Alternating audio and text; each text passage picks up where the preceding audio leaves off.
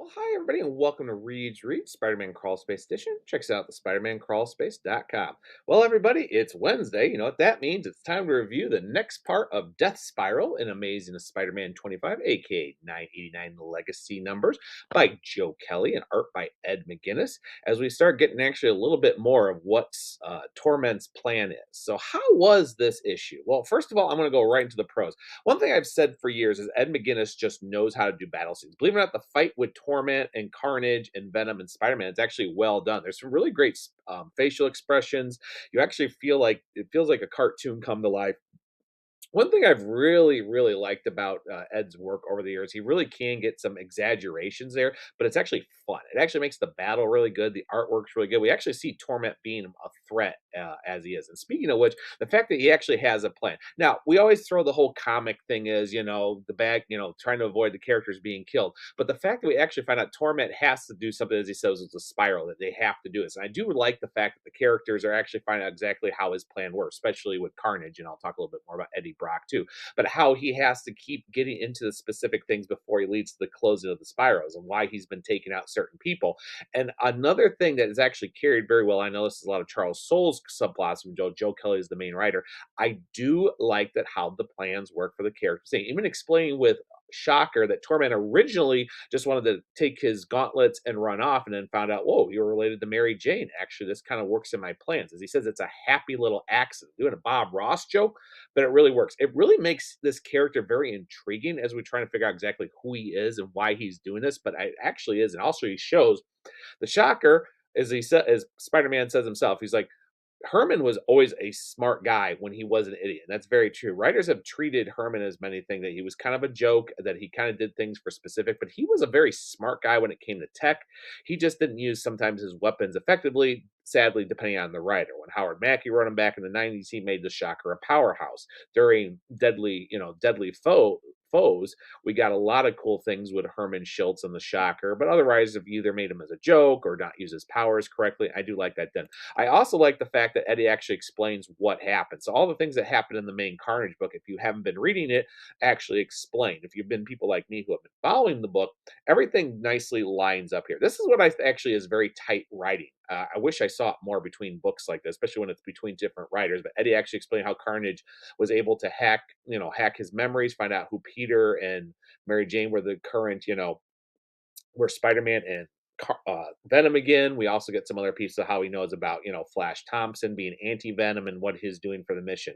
I do like that. Also, the fact how Carnage basically uses a little bit of the dark web, as he said here. It's in a way an online predator, but reverse. So actually considering current storylines and current things with online people and social media, this actually worked really good as that part of the story about actually finding Torment, even though he doesn't know it, but even cooler too about how it actually all fits together and why Eddie actually took Carnage, which is now starting to make plenty of sense. Also, let's face it, guys, Dylan is how we all feel. You can love or hate Dylan Brock, but he does exactly what, unfortunately, it feels like even Joe Kelly has gotten the point on, like, editors, like, there is no point to Paul. He even says why he is. He tells him about how he acts like that, do it, but he keeps saying nobody cares about you. Everybody keeps you around. Everybody gives you another chance because why not? You're there, Paul. And he really perfectly does it. In one way, there is a part where Paul kind of tries to explain with his own version of his issues with his father and his universe, but at the same time, Dylan throws it back in his face. It's like, yeah, we get that. Still, we don't care. We hate you. We don't like you. I'm leaving. And another thing is that kind of leads slowly to the cons. I'll get more into Paul here, but we get, of course, the Spider University here and exactly why Norman Osborn called everybody and how he basically says, I'm getting all you spiders together because Peter is a great guy. He's a horrible teacher to other superheroes, which is not actually untrue. They've thrown so many about, other Spider-Man legacies and everything. We've had that since the days of Spider-Woman. Even though Spider-Woman and Spider-Gwen, in my opinion, are their own people. Same thing with Reina with her pieces too. I do agree everything that's happened with Bailey as Spider Boy is definitely something that got thrown out and basically a sidekick that apparently Peter's never really used, and Daredevil is a better teacher to him. And while Miles is pretty good, it is true that Miles does lack issues. So I understand why they're kind of doing this with Spider University and that Norman Osborn wants to kind of bring everybody together for his own alterationist. I still don't care. Also, I do like the fact is we still have Paul thrown in our face and the dumb man bun, the beard, the glasses. I mean, Paul's basically become the biggest cliche of what is a alpha male done poorly in comics here, you know. And basically, I think Joe Kelly doesn't like Paul. In fact, I think I remember an interview where Joe Kelly is saying, you know, Paul was brought in for a reason. I don't know why he's there anymore. Of course, he's not admitting, you know, editors are keeping him around and so forth. But it basically is we don't like him. He's done here, and honestly, many of us are just like, please, can't Torment just figure a way to close a spiral with here? I think at this point in time, everybody just wants the character gone. He is kept around for everything, and honestly, nobody would care anymore if he was there or not. And that's a point on that. Otherwise, I think the cliffhanger is great with actually finding out why Torment started closing the one parts with Eddie Brock's, the fact that he's gone and taken out his father, and which we love about Eddie even talking about his issues with his father. But to have the cliffhanger end with Torment actually going after Dylan Brock at that part, I really do like that. This issue gets another B from me.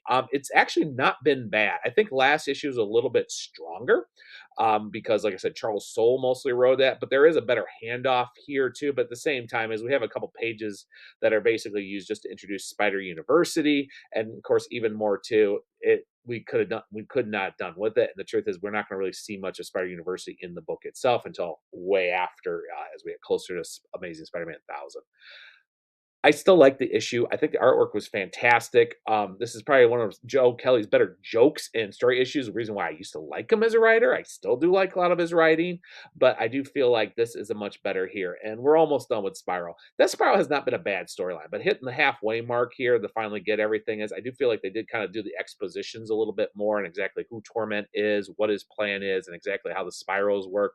Of course, we're not going to find out for a couple more issues exactly who he is and his origins, but it wasn't bad. So I'll give it a solid B. And that's it, everybody. I'm kind of it here, doing my little sparks here during my spring break here. So if you want to check us out, please check us out on our Discord on the SpidermanCrawlspace.com, our YouTube channels. Definitely check out our most recent episodes of the podcast. Of course, find us on our social medias, including Instagram. And for more, it's everybody else. Go ahead and over to the Spider-Man Crawl Space here, and we'll have our most latest news, including the new Spider-Man trailer. If you haven't checked it out, 1 billion views, everybody. And for more information, we will see you later on the crawl space. Well,